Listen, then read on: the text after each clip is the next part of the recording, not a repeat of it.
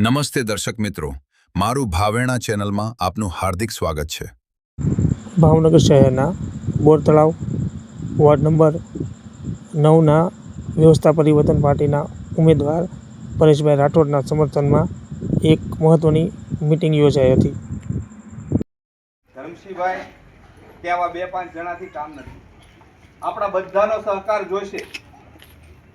આપણી માથે જે આ સરકાર જે દબંગાઈ કરે છે, આ દબંગાઈની સામે લડવા માટે આ આપણી પાર્ટી છે। આ કોઈ મોટા ઉદ્યોગપતિની પાર્ટી નથી। આ કોઈ મોટા સમય નથી લેવાનો, પણ આપણે ગાંઠ વાળવાની છે, નક્કી કરવાનું છે।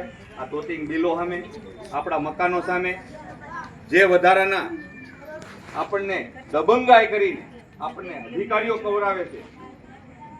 ઘણી વાર આપણે મ્યુનિસિપાલિટીના ધક્કા ખાતા આપણે જોયા છે।